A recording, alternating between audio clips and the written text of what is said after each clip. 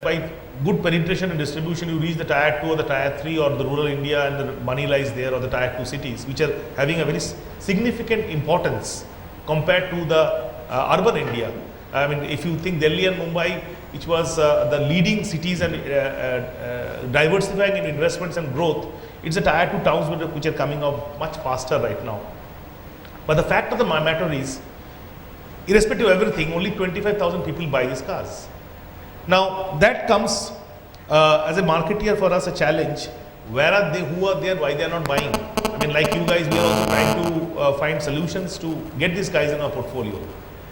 Now, luxury cars, which are high investment models, are highly sentiment driven, very different from a normal car purchase. If you are buying a 5 or 6 lakh rupees car, it's a more rational decision. Like means you have your wife to be dropped into her school if she's teaching somewhere, or your children to be dropped into the drawing classes, you have to go to your office, so you need a car.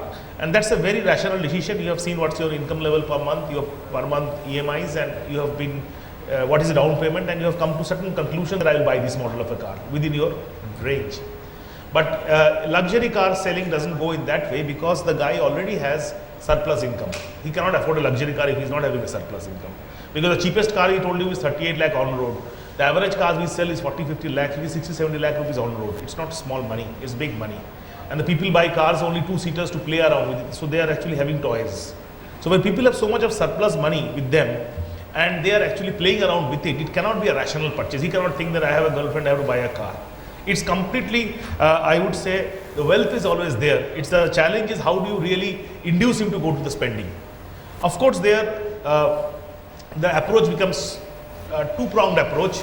If it's an urban approach, like if it's a rich man's kid or a traditional wealth guy who has a lot of money, he's already having 5 cars in his table. The 6th car can come today, it can come wait for 1 more year. It doesn't matter.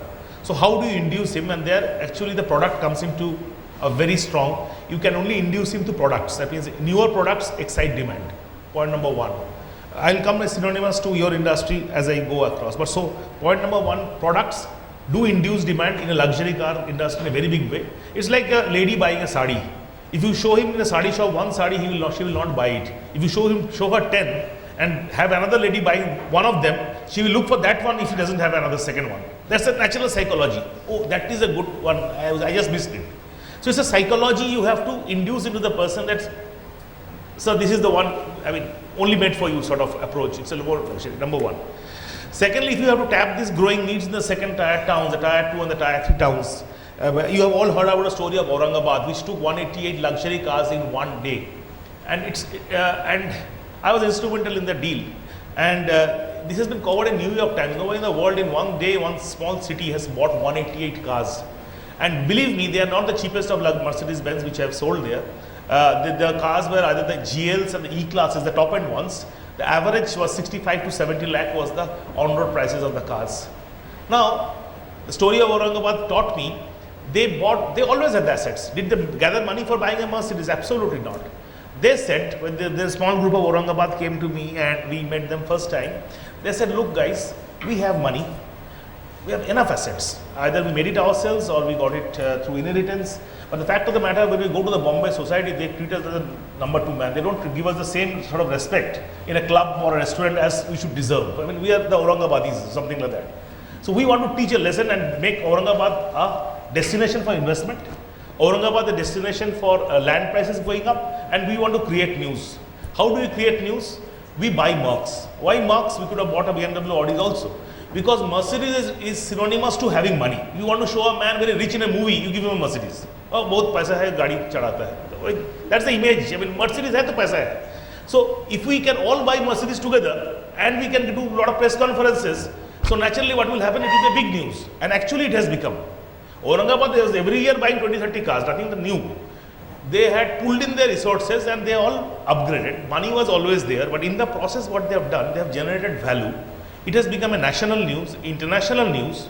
So all the these big bazaars or whatever those apparel brands or the Uncle's Kitchen or whatever KFCs are set up shop there. Suddenly the land value of Aurangabad has gone up 20%. These guys, the small group, they invested in the land also, so that has also gone up. The entire Aurangabad, except the roads and infrastructure to drive, everything has improved in Aurangabad. Now this is a story of pure wealth creation. So coming from where I was starting from, so if you have to excite the urban population, you need to have product.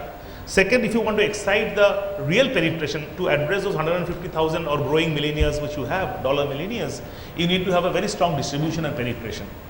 And of course, third, you need to polish on a brand. I am now trying to then draw synonymous with what you guys are doing and try to understand more as a consumer than as a marketeer. Third is you need to have a brand. You pay for a brand. At the end of the day, the same material. At the end of the day, there are so many distilled waters available. Really, have you checked the number of bacteria in this bottle and that bottle? I can claim anything. Have done a chemical test, right? Absolutely not. You have simply gone by the way the brand has been projected, marketed, and you have a particular in your mind that Aquafina is a good water. Why? Because I'm a good company. I mean, it doesn't require any rational justification. Now, trying to draw a synonymous to what you guys are doing, you also do the same thing. Devashish, I will come to that later, synonymous. Let's keep it for the second part. Okay, fine. So, I end over here, but maybe I'll draw a synonym after we hear. I have a question on that also, but let's keep it for later part. Coming from the car and house, let me go to Ajit. If we see the likes of names of DSP or JM, these are all individual persons, individual names, or the likes of JP Morgan or JM or BlackRock. They all started very small, but they have built up big businesses today which are of the global size. Today over here, everybody is starting at a very low stage. So if you can throw light, like I mentioned about Jim Collins, where built to last, how businesses can be built over 100 years. We probably have not thought of those things. Can we develop a business for 100 years? So here we are into financial services. You are representing a group, DSP, BlackRock, where DSP is also an Indian name and also a global name in BlackRock. If you can throw light of how they have built up their businesses to this level, and how probably going ahead, we IFS can also dream or aspire probably to build up businesses of this type. Today also we see businesses of Domino's or all those who started very small, but businesses are building up very fast. So if you can throw light, motivate these people. Sure. I think the best way to understand that is, there is a very often repeated quote, and I'm sure the whole audience will be aware of it. Those who live by the sword. Somebody complete it? That's the quote that you all know. But the actual correct answer to it, that those who live by the sword are likely to get shot.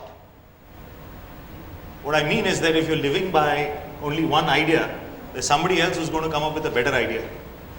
And I think in all companies that Jim Collins talks about in Good to Great, the common factor across those, or common factor across some of the Indian individuals that you named about, whether it's Hemendra or whether it's Birla or Tata or who have built these big businesses, common things that come across is, other than the passion, and I'm sure that everybody in the room will say that if we have chosen this business area to be in, we are all passionate about it. Many of these entrepreneurs have displayed a very, very high level of passion for what they want.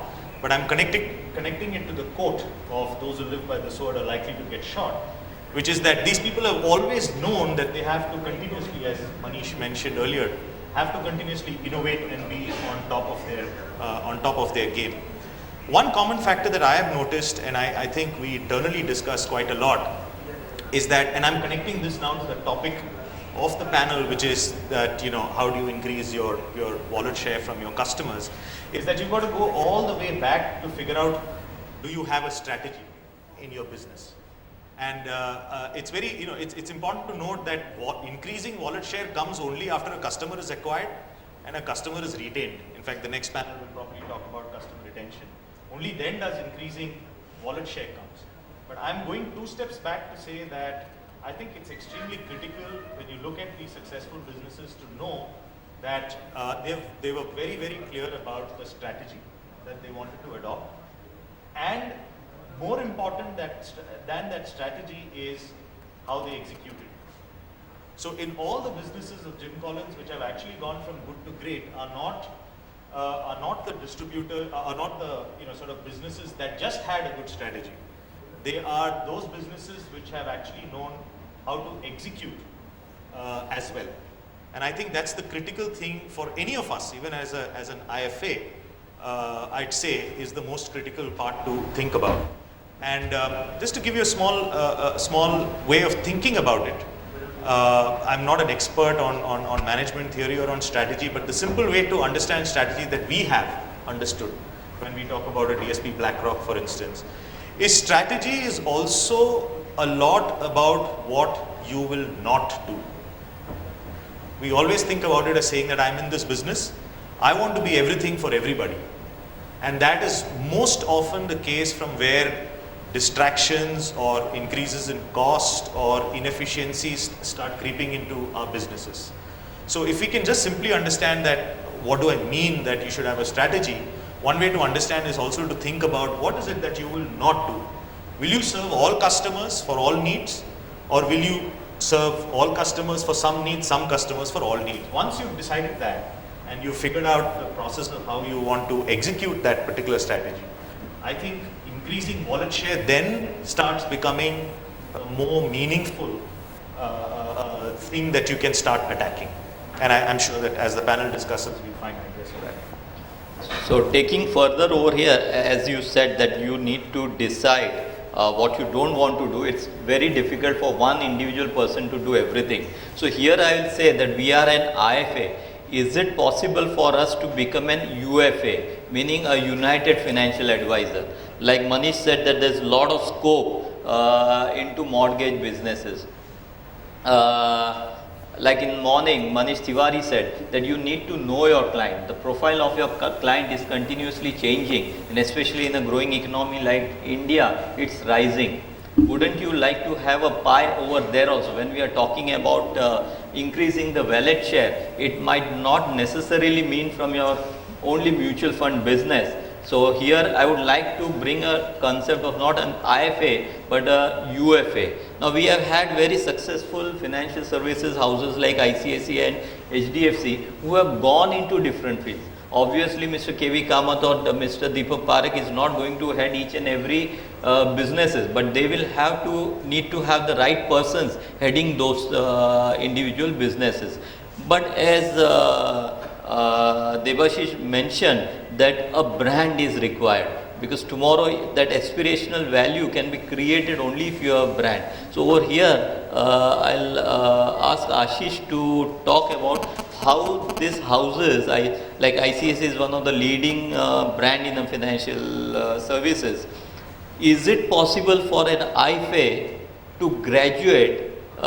First of all, you can also start with, I would like to make a distinction between a distributor and an IFA, and then an IFA to a UFA, and then only probably where you can talk of building up a corporation of something similar. Can anybody of over here aspire to become a mini Birla or mini ICICI or mini HDFC?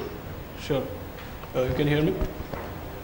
So before I start off, I should tell Debashish, that the mutual fund industry has a score to settle with you.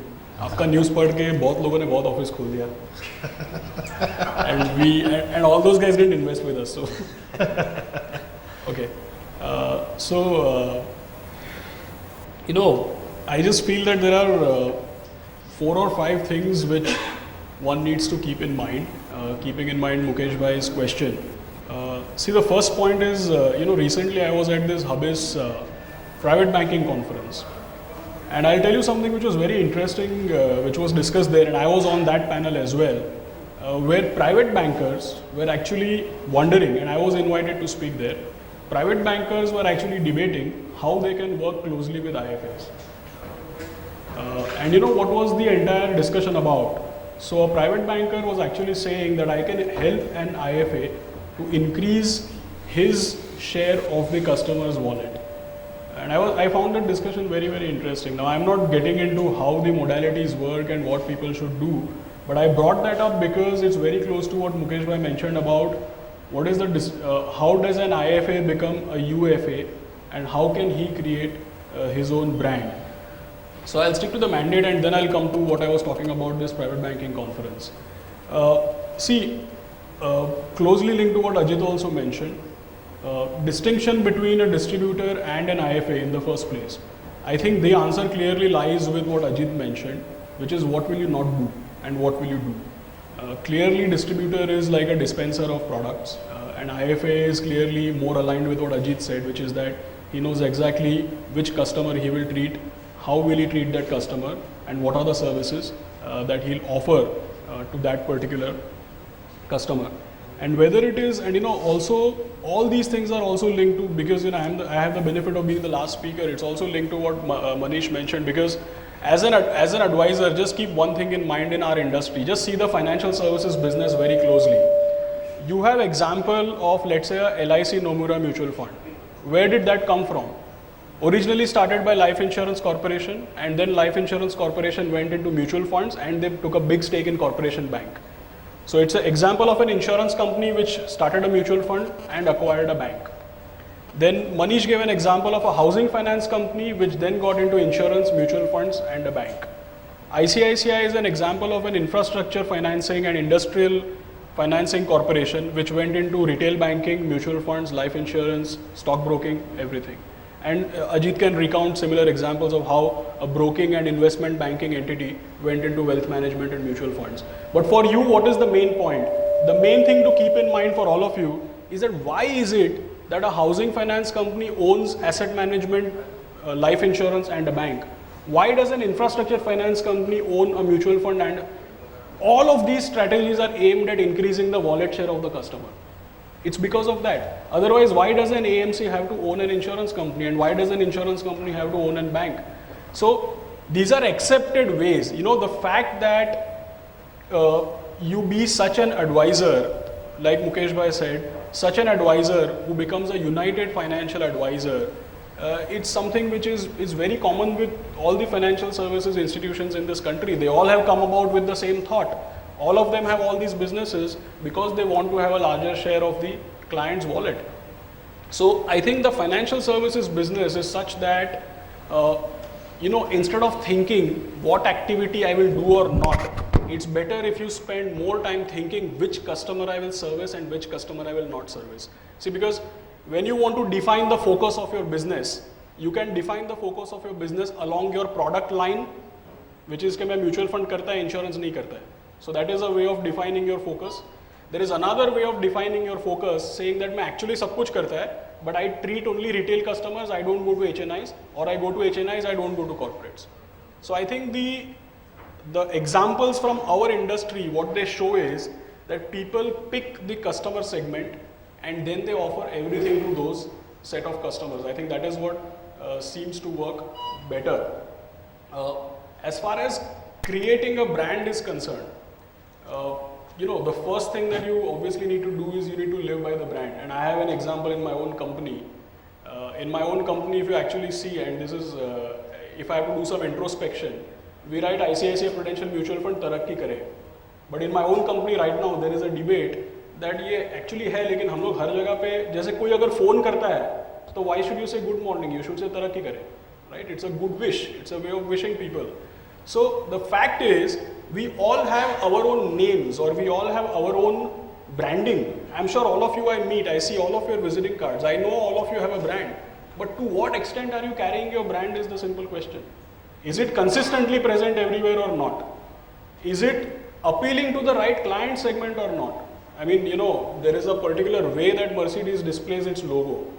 अगर वो लोगो गलत जगह पे लगा दोगे तो पता भी नहीं चलेगा ये Mercedes का लोगो है, right? So I think branding is all about consistency, and I think you will do a better job of consistency if you offer everything, but you're clear about what customer segment you are targeting. You can increase market share only if you can increase wallet share only if your customer segment is defined. Otherwise, it's impossible. You can't do it. Thanks.